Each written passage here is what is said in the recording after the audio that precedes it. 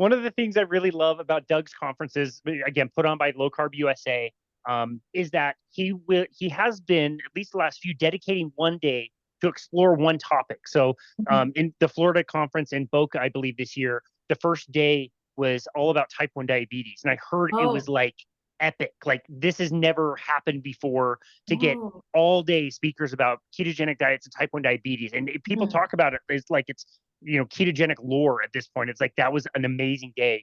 We had one as well. The Thursday that we had, the first day was all about metabolic health. And that to me was a really, really special day. I know it was super, super duper special for both of you guys. So maybe we could go around the horn. What were some of your highlights of the first day, day Thursday, where we were talking specifically about ketogenic metabolic treatments for psychiatry? You want to go, Robyn? Sure. That was the reason why I was there.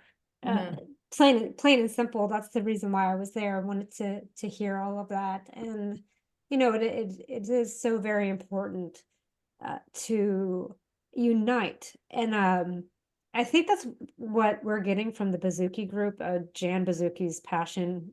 Thankfully, I got to meet her while I was in COSI in Vegas. Her passion is so great that if she has an idea, it happens. That's kind of what it is. And I know they were talking there, and I feel like maybe that's where that started, and they were able to execute it fairly quickly, is to have this day for metabolic psychiatry. And it was just incredible because we had, and I think everyone who got on the stage alluded to this in some manner, the different silos. Everyone was in their own silo, practicing their psychiatry the way they were practicing it. And it turns out that everyone kind of on their own figured this out, and no one was talking to each other, because this doesn't come up in their academic conferences. They were just kind of doing it. And it's only been recently, in the past couple of years, that they know that each other exists, and that they can all get together and collaborate on what they're doing in their own practices.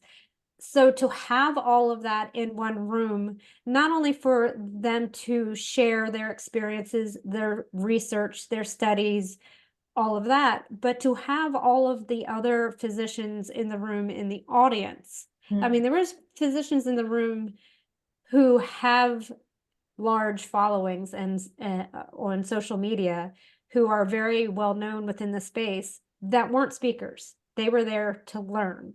So they were sitting in that room listening to all of them discuss something that's very valuable to me. And then I feel the same way. I was in a silo by myself, figuring it out on my own, and then came across Dr. Eid and realized that I wasn't wrong. So maybe I could try to titrate off a medication, because there is someone out there who knows more than me that's practicing this, and it's working. I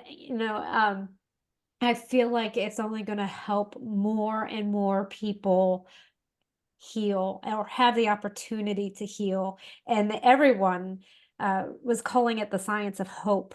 And it really is. I really feel that it's the science of hope. To know that, everything can be changed by changing your diet. And maybe some people still need some medication, but maybe it's not as much. And that we can treat our brain health the same way we would treat any other body part, medicate it as lightly as possible, but try to heal it naturally. It's so great that these conversations are happening. It's amazing that they were able to pull that together for a one-day special event. And I really hope to see more of that in the future, obviously, because it means so much to me. Just like that type 1, those type 1 conversation is almost always excluded. We talk about type 2, but we don't talk about type 1. So the fact that they make it so important to take some of these topics that get brushed over and dedicate a full day to it. And then throughout the conference, so on Friday, Saturday, and Sunday, other speakers were getting up with their topics, their planned speech, and still alluding back to what happened on Thursday. So they were making those connections right there in the room in real time. And we got to sit there and be part of that. So amazing. Yeah. And you finally got to meet Dr. Georgia Eid. This is the first time you got to meet her, right? Yes, absolutely. And I there's a benefit to having a name that rhymes, apparently, because I walked up and said, "Hi, I'm Robyn Dobbins." And she was like, "I know you," and gave me a big hug. And just so really, we stood in this line forever, and it was like, the very very human part of you is like, when's it my turn? When's it my turn? Like, I've got to wait in this line. And then you realize, no, she's engaging in meaningful conversations with every single person. And there is no room for your impatience in this line. If you want to have a meaningful conversation, you're going to stand there and wait. And, I'm so glad I did. It was so important to me to be able to meet her, hug her, tell her thank you for all of the research that she has done, and her book and everything she's put out there. I know she's not alone. There's many other people who are doing it as well, but for me, she's the one that I found first, and the one that I followed first that helped me get through my bipolar. Wow. That was so cool. Yeah, it's not exactly an author or a movie star like head down signing, handing out. Like, it was like 5, 10, 15-minute conversations with people. If you were in that line, you were waiting for sure. And I remembered to bring my book. Thank goodness, because good for her. Her books aren't available right now. So I remember my book, and she wrote. We had a conversation first, and then she wrote in my book, and it was meaningful what she wrote. Yeah. It wasn't just something random that you write in everyone's book. It was for me. So it was very amazing. I'm very That's glad that I amazing. went to. So glad you had that experience. Janet, how about you? What things stood out for you on that Thursday? That was, like Robyn said, it was a pretty special day. This is actually, I guess it's the third time I've heard Georgia speak. I know maybe she was more question and answer in Florida, and then I took her training. But I could listen to her message a lot, because if I'm going to be the person that's sort of representing this, I like to hear it over and over. But just to comment first on Georgia, her, just about Robyn saying how present she was for Robyn. When I took her training, she will only take 6 people at a time. And it's like a Zoom call, and she's so present for us. So if we have any question, you never feel like any question is dumb. And she just gives you her time to clarify things, and she is so present. And I got to dance with her in Florida. I just want to say it was just she's so much fun. So that was good at the gala. So Georgia, I always love listening to her. Just how bad like glucose is in our system, and I understand the mechanisms of why it affects the brain. And as she always says, like, hey, the brain's part of the body. They kind of separated that for many times. You got insulin resistance of the body, you got it of the brain. So she's so good at explaining why it brings on psychiatric illnesses. And so it's always good to hear from Georgia for sure. And then Drew Decker was a young PhD student who did studies depression of college students with depression, and he found some good results with keto diet. So he presented that. I think that was the first time that was presented. Nicole Laurent is I hope I'm saying it right. I know she could be a psychotherapist. Sorry, Nicole, if you're listening. I'm going to be taking her training in September. She has such a beautiful perspective in this space. She does a lot of keto counseling, but from the perspective of a therapist. So she just getting to know her, she's so kind. She understands the human spirit, and she just holds space for people. So she is really valued in this community, and she's on the Metabolic Mind website as well. And who else was there? Lori Calabrese she's a psychiatrist in Connecticut, I believe. Wow, man, I wish we had these psychiatrists here. She actually meets once a week to walk with her patients. Like, they go for a nature walk. It's a very holistic approach. Like, who does that? Not here.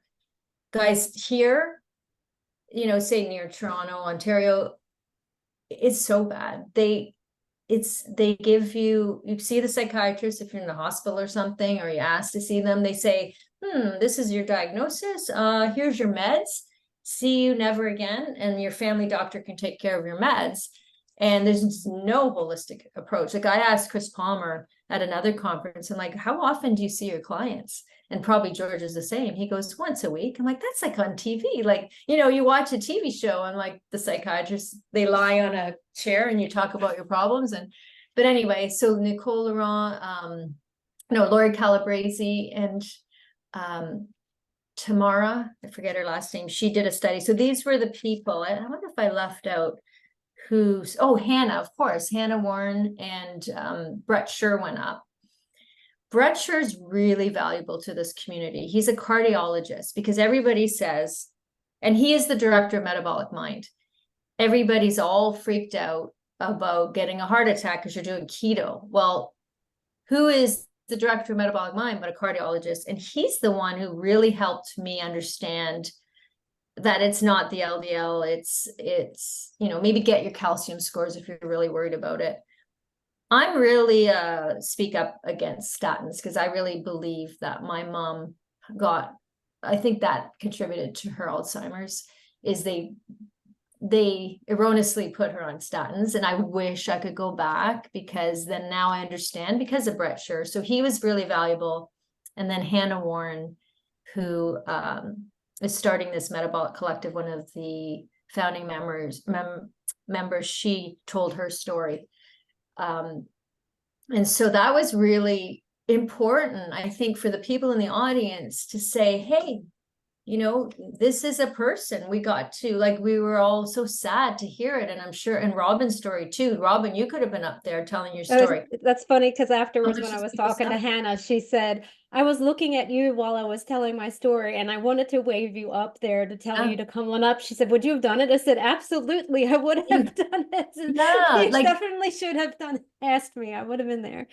So valuable. And another gentleman, Jules, came up to the question and answer, and same story, similar, suffered many years until he found keto. He's doing carnivore. And then we invited him to, for another dinner, because we wanted to get to know him, Hannah, because he can also be an advocate like Robyn is and Hannah.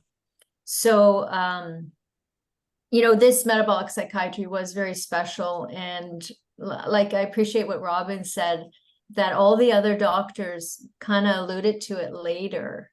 They really appreciated Georgia Eade's study that she presented. It's powerful. It's really presented really well too, the study in France, where inpatients, there was like, what was it like, Robyn, do you remember 100% recovery? Like, it was insane recovery of these people that have been suffering for a lot of their life. And all of them had some improved symptoms. Some of them went off their meds, I think. But anyway, you can look that up. It's in her book as well. I think she discusses it in her book. So if you can change your diet, change your mind, you'll see that study in there.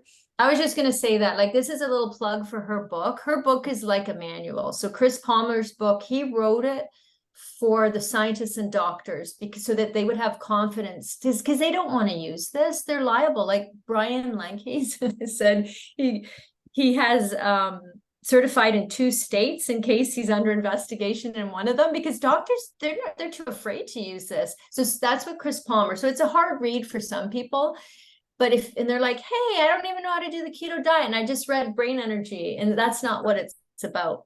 Georgia Eade's book, that's your little manual to give you some background. I highly recommend it. That's great. A great recommendation. If you heard that, Georgia Eade, you owe us a commission for every book you sell now. You're sending us 10% for that wonderful plug from Janet. That's right, Georgia. You heard it here first.